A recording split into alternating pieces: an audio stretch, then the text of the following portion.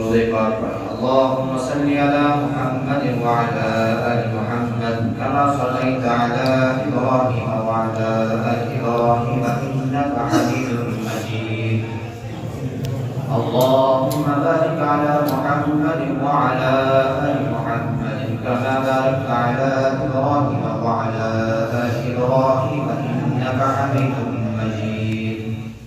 اللهم صل على محمد وعلى آل محمد كما صليت على إبراهيم وعلى آل إبراهيم إنك حميد مجيد. اللهم بارك على محمد وعلى آل محمد كما باركت على إبراهيم وعلى آل إبراهيم إنك حميد مجيد.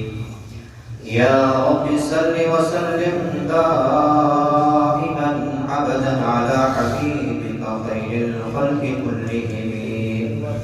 يا رب صل وسلم دائما أبدا على حبيبك خير الخلق كلهم. محترم حضرات، میرے ایمانی بھائیو، اللہ رب العزت کا بے حد فضل کرم احسان ہوا جس اللہ رب العزت نے مجھے اور آپ کو دنیا کے مشاغل سے نکال کر اپنے محبوب گھر میں آنے کی توفیق عطا فرمائی. مزید کرم ہوا تھوڑی دیر کچھ کہنے اور سننے کی توفیق عطا فرمائی. اللہ رب العزت ہمارے آنے کو، جمع ہونے کو، سننے کو، سنانے کو اپنی بارگاہ میں قبول فرمائے اور آخرت میں نجات کا ذریعہ بنائے.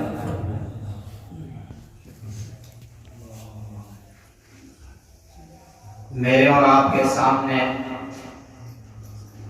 دنیا کے بدلتے ہوئے حالات ہیں. میں اور آپ ہر دن دنیا کے بدلتے ہوئے حالات کا نظارہ مشاہدہ کر رہے ہیں، دیکھ رہے ہیں، کانوں سے سن رہے ہیں. اب وہ دور تو ہے نہیں کہ دنیا کے کسی علاقے میں کچھ ہو مجھے اور آپ کو معلوم نہ ہو. آج ہر ایک کی جیب میں ایسا آلہ موجود ہے کہ جو ہمیں دنیا کے کسی بھی کونے کی خبر بہت ہی زیادہ دیر ہو جائے تو 5 منٹ کے بعد ہم تک پہنچا دیتا ہے. لیکن جیسے میں بارہا کہا کرتا ہوں، یہ جو حالات ہیں یہ میرے اور آپ کے اختیار میں نہیں. دنیا کہ کسی بھی فرد کے اختیار میں نہیں. حالات اس رب کے اختیار میں ہیں جس رب نے مجھے اور آپ کو پیدا کیا، اس کائنات کو پیدا کیا. اس کائنات میں چلنے والی، پھرنے والی، رہنے والی، اڑنے والی ہر ایک مخلوق کو پیدا کیا. جن بھی چیزوں کا مشاہدہ میں اور آپ اس کائنات میں کرتے ہیں یہ تمام کے تمام شاہکار اسے رب ذوالجلال کے ہیں جس کے قبضے میں حالات ہیں. لیکن میرے اور آپ کے بس میں کیا ہے؟ اللہ نے جناب محمد رسول اللہ صلی اللہ علیہ وسلم کے واسطے سے، وسیلے سے، توسط سے قیامت تک آنے والے انسانوں کے لیے ایک کتاب بھیج دی، ایک گائیڈ بک بھیج دی، ایک ہدایت بھیج دی. ذالک الکتاب لا ریب فیہ کتاب محکمت آیاتہ ثم فصلت. ایسی کتاب جو حکمت سے بھری پڑی. الحمدللہ الذی انزل علی عبدہ الکتاب ولم یجعل لہ عوجا، جس کے اندر ذرہ برابر بھی ٹیڑھ نہیں. وہ ہدایت مجھ تک اور آپ تک اور قیامت تک جو بھی لوگ آئیں گے، جو بھی انسان پیدا ہوں گے، ان تمام کے لیے اللہ رب العزت نے اس کتاب کو بھیجا۔ اس کتاب کے اندر ہی رہنمائی فرما دی ہر ایک انسان کے لیے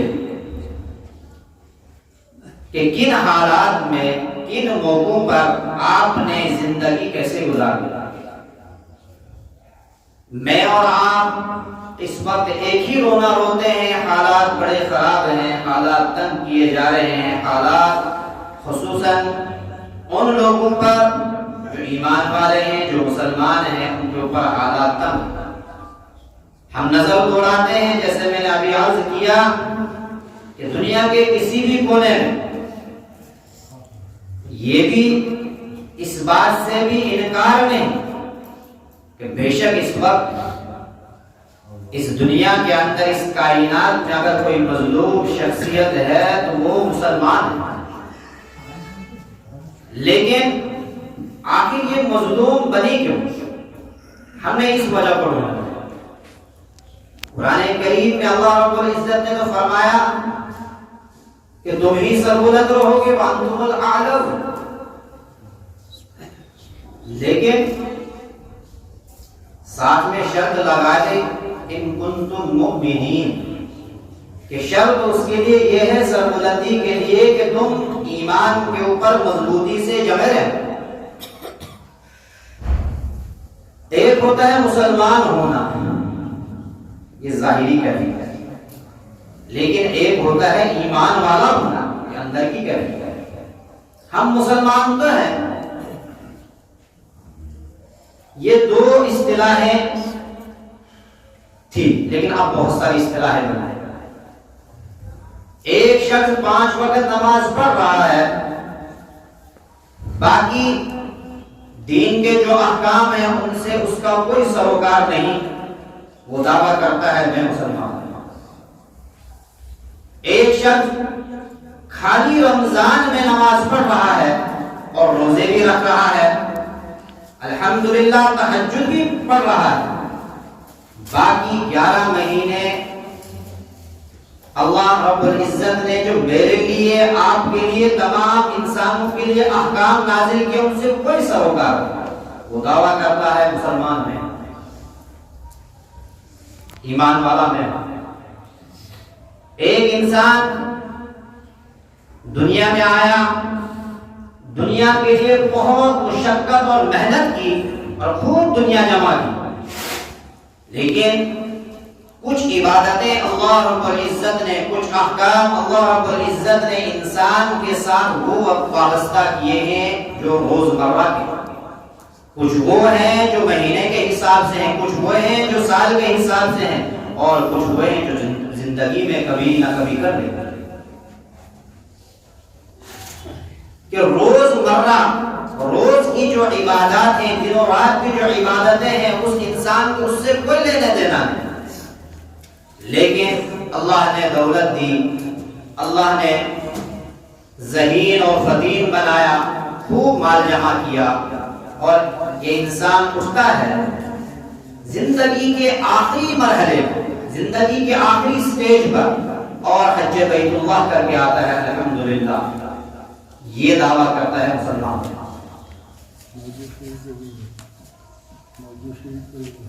میں نے پہلے ہی عرض کیا کہ پہلے ایک ہوتا ہے مسلمان، ایک ہوتا ہے ایمان والا، لیکن ابھی اتنی ساری اصطلاحیں بن چکی، اب ایک سیدھا سادہ انسان پریشان ہو جاتا ہے ان چکروں میں،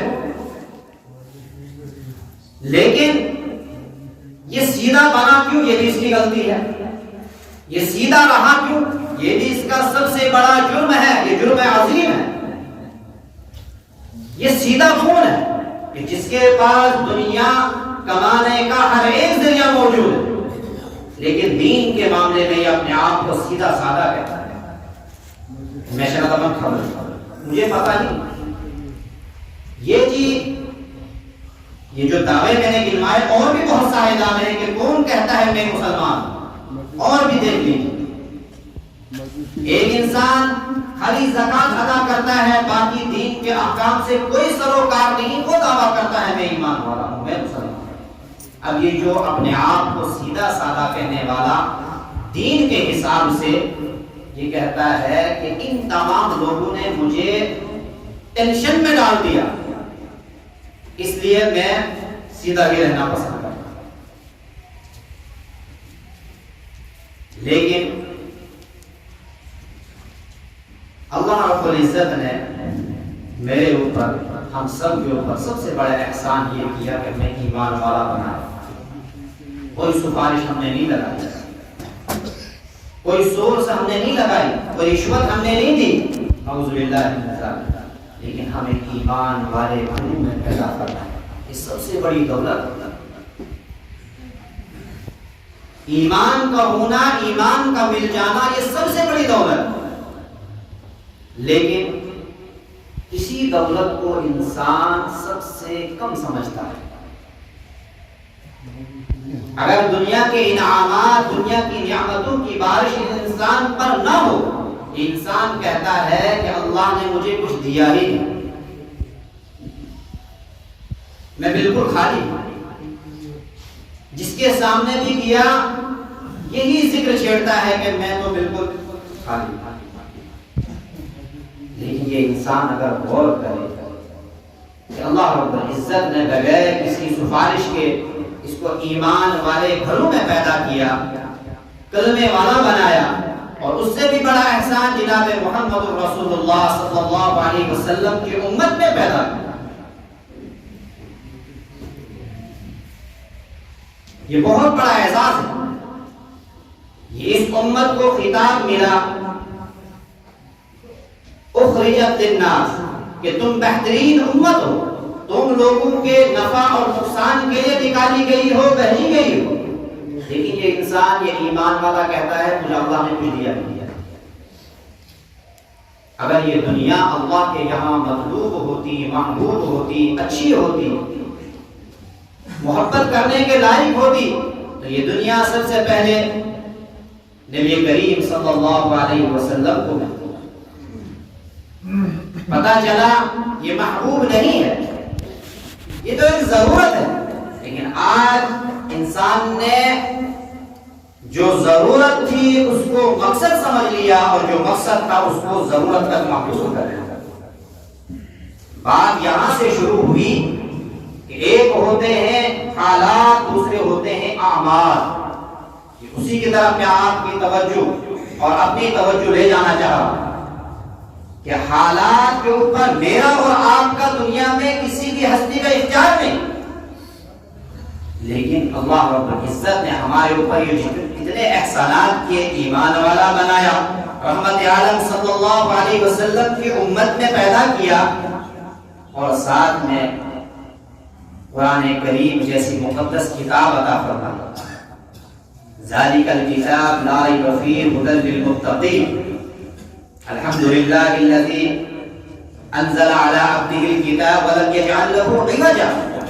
اس کے اندر ٹیڑھا پن، شک، اس نام کی کوئی چیز ہے ہی نہیں۔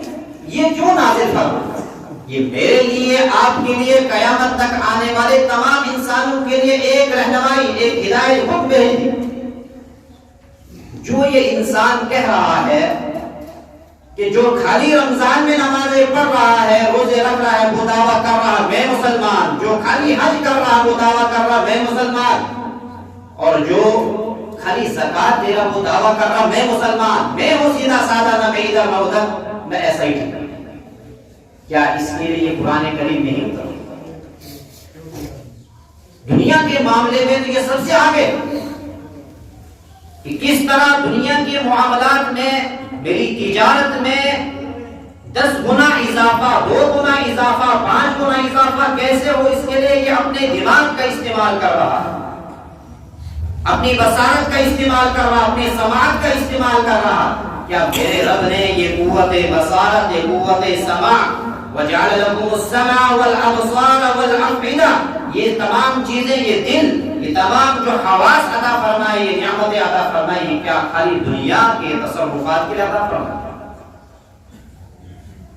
یہ قرآن کریم کے لیے بھی عطا فرمائے۔ یہ جو گائیڈ بک مجھے اور آپ کو قیامت تک آنے والے انسانوں کے لیے بھیجی گئی ہے، اتاری گئی ہے، اس کے اندر غور و فکر کرنے کا، اس میں اللہ رب العزت نے ہمیں دنیا میں کیسے آپ نے رہنا ہے، کیسے آپ نے جینا ہے، کیسے چلنا ہے، یہ جو حالات کا ہم رونا روتے ہیں، ان حالات میں آپ نے کیسے زندگی بسر کرنی ہے، کس چیز کی آپ نے تیاری کرنی ہے، اور کن چیزوں کو چھوڑ دینا ہے جو اب تک آپ کر رہے تھے، جو میں کر رہا تھا۔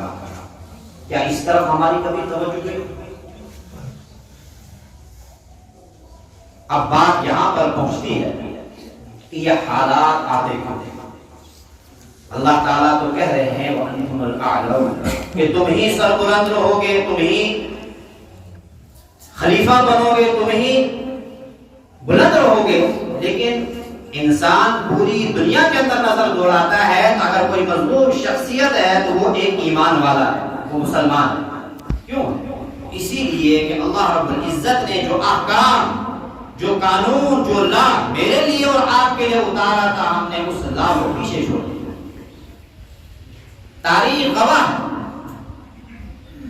اس بات پر کہ ایمان والے تب تک حاکم رہے، مسلمان تب تک حاکم رہے جب تک انہوں نے اس قرآن کریم کو مضبوطی سے تھامے رکھا۔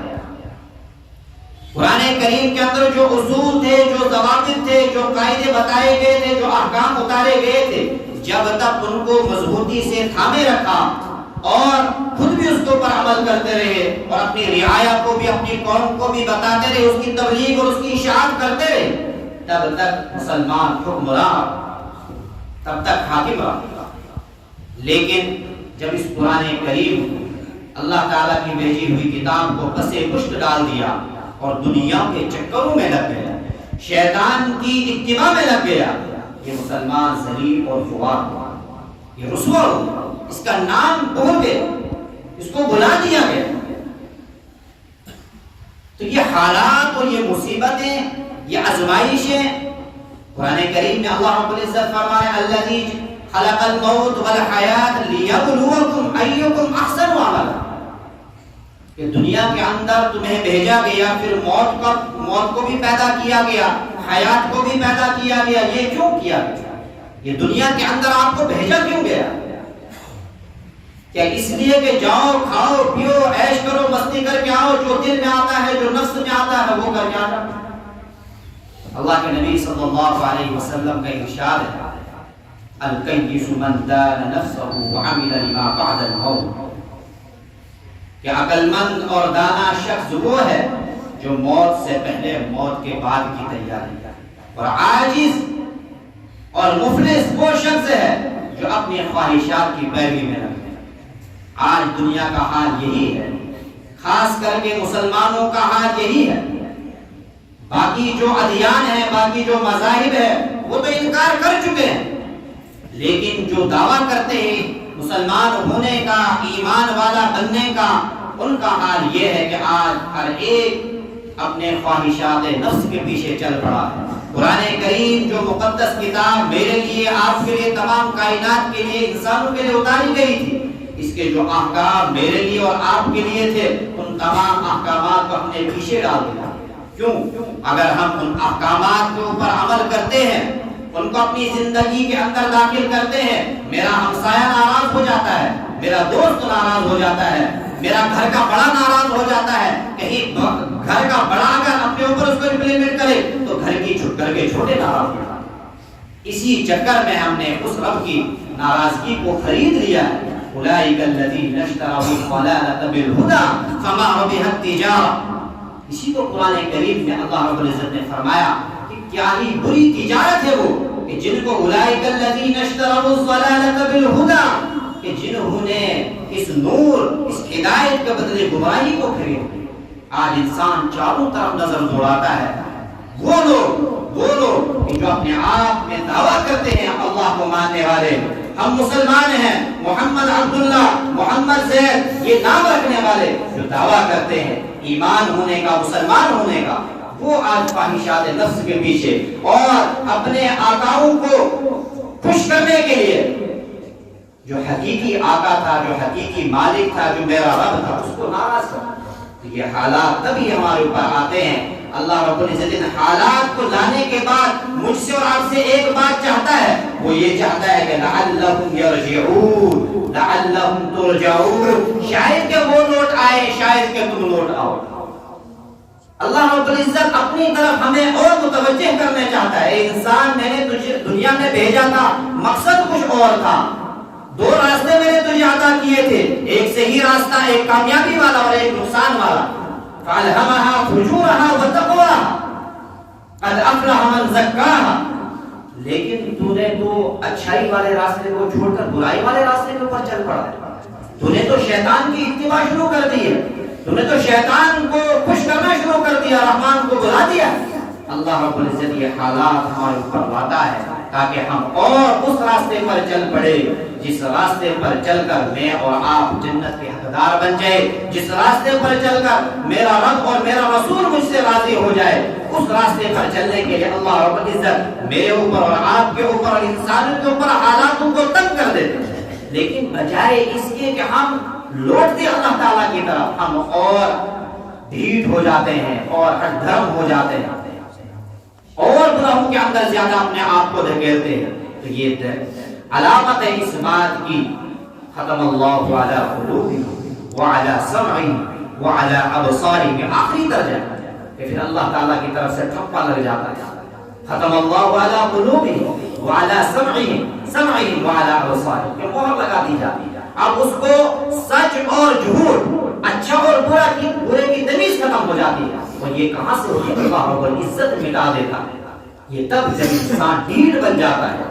حالات تھوڑے تنگ ہوئے، اس لیے ہوئے کہ لوٹ آئے، لیکن یہ لوٹتا نہیں، بجائے نیک کام کرنے کا اور اپنے آپ کو برائی کے اندر دھکیلتا ہے اور اپنے آقاؤں کو خوش کرنے کے لیے وہ کام کرتا ہے جو قرآن کریم کے اندر منع کر دیا۔ پھر یہ حالات ہمارے اوپر آتے ہیں، اور اگر یہ اس حالت تک انسان کو ہو جائے، ختم اللہ علی قلوبہم وعلی سمعہم وعلی ابصارہم غشاوہ، پھر یہ انسان نہ اس دنیا میں فائدے کا رہا نہ آخرت میں، یہ ہمیشہ کا خسران، ہمیشہ کا نقصان خرید لیتا ہے۔ اللہ رب العزت مجھے اور آپ کو کہنے سننے سے زیادہ عمل کرنے کی توفیق عطا فرمائے۔